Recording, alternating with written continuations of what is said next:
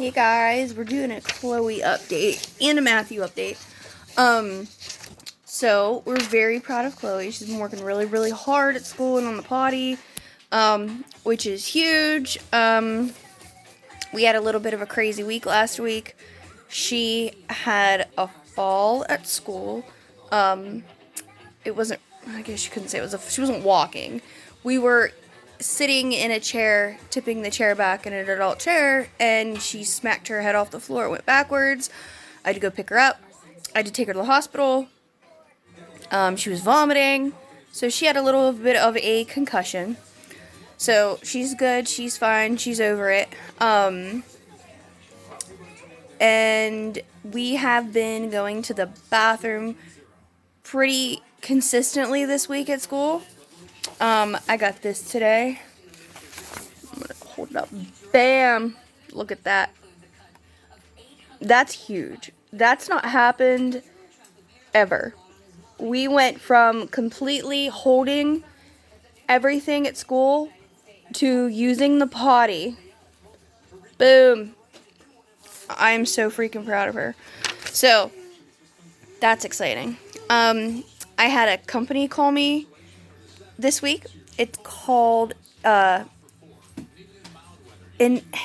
trying to think, Interventions Fundamentals. And they use ABA therapy, which Chloe does normally with her behavioral plan.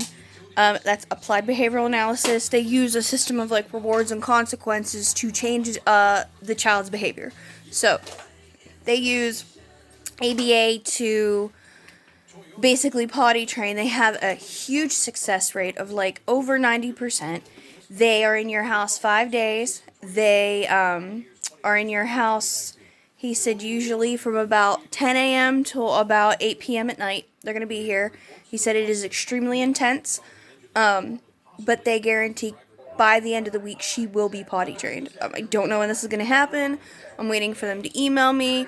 I have to sign a bunch of papers. It has to go through insurance.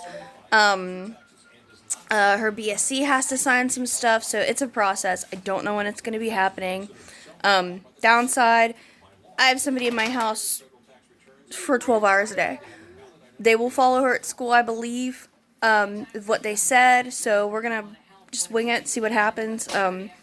If I can have her fully potty trained in 5 days, because at home we're still having accidents, at school we're still having accidents. We're not fully blown potty trained, but we're like 65-70% of the way there, and I could not be more proud of her for that.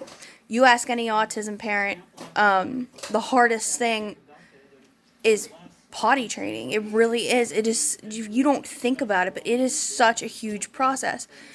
I mean, there's so many steps, there's so many things to think about, and it's hard for them to wrap their minds around. And here comes a Matthew. Go ahead. Take it. He wants Chloe's school folder. But, so, I'm very proud of her. I could not be more proud of her than what I am now, actually. Then, what else happened, Bug, this week? We have Dr. Seuss week at school, so she's been doing a lot of fun things at school.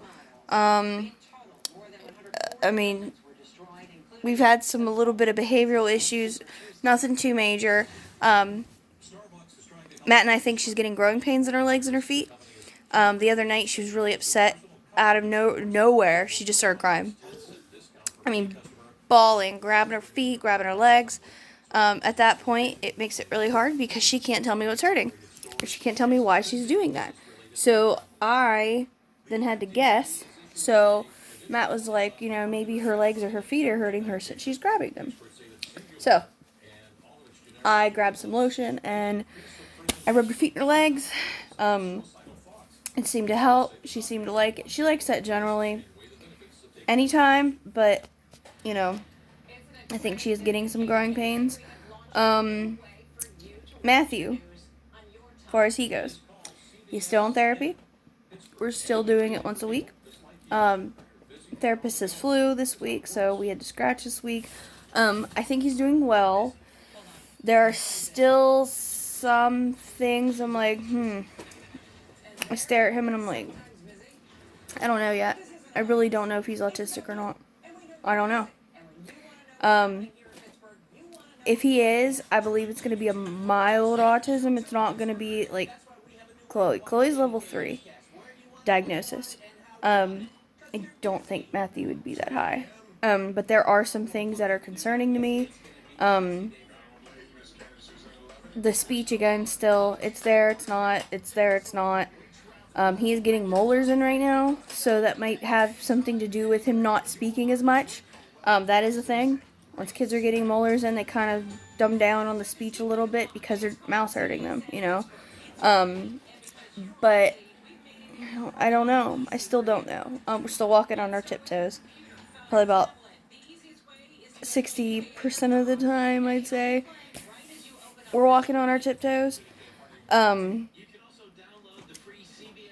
His response to his name is not so great. I don't know if he's just distracted all the time or he really just blocks me out like an autism block out and he doesn't respond to me. If I say, do you want a baba? I'm going to say that not loud because he's right there and he'll want one. He knows that means a bottle, so he will come running for that. He knows what eat means. If I said, do you want to eat? He'll come to his high chair. He does know that. But he has started the thing where he wants me to gesture for him. I have to break him of that. That's not good. Chloe would do that. That's not what we want. When I clap, he'll come up to me and grab my hands and clap them together. I want to break him of that because he kind of stopped clapping. He wants me to do it. I'm like, no, we're not doing this. Kind of breaking him of that. I've noticed his one right top tooth has popped through, so we've started getting a little bit more speech this week than what we did in the past 2 weeks. I noticed his speech really went down, like he hasn't said mama or dada or nothing. But again, he's getting molars and they're all coming in at once. So I have noticed since that one popped through, we are getting a little bit more. He's been extra clingy. More than he already is now. Hi, baby. But, hi, sweetheart. He knows the camera's on. He's coming. Come on. Come up here. Say hi. I mean, it's just he's very smart. You know, he knows I'm on camera right now. He's very smart. Here he comes. Hi, sweet boy. Hi. Come on, go see mama. And that's a Matthew. Just, dives right on you right there. But, I mean, I don't know. I still don't know. Like, there's parts of me that don't know if he's autistic or not. He doesn't stop either. Like, he does not quit. He goes sun up to sundown. And, no, Matthew. And, he loves puzzles. He's a little bit obsessed with puzzles. I'm glad he is, but it's like, and then he does some repetitious stuff on some like music toys. He'll constantly hit the same button. And then when he plays with like I have these Winnie the Pooh puppets that he loves. When he plays with them, he'll move them. He'll like move them to the left, mess them up, move them to the right. Mess them up, turn around, move them to the left, mess them up, back to the right, mess them up. And it's like just kind of repetitious things like that bother me. Like, I see that, and I don't know if it's a phase or it's a fluke thing that he's just doing, but I'm watching, and I'm really looking, You're gonna fall off that, child. But, I'm watching and I'm looking and I don't know. He's making me very nervous, sorry. Could we please get off of this? That'd be great. Thank you. But, I'm looking and I'm watching and he,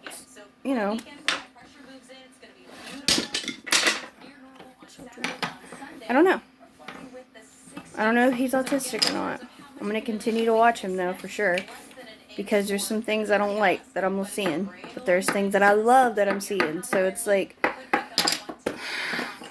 I don't know. I don't know.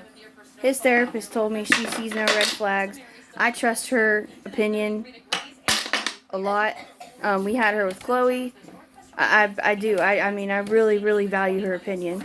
So if she says she sees no red flags, I kind of have to, believe her right now and just kind of put my own fears aside, I guess you could say, and just be like, listen, everything's going great right now. He's very smart. He's crazy smart. He's so smart. It's unbelievable. But I kind of have to just kind of bite the bullet on myself and be like, listen, Britt, just calm down. He's only a year and a half. We'll get there. I have to do that for myself because it'll stress me out and I'll get very crazy about it and I'll get obsessive about it like I did earlier with him when he was younger.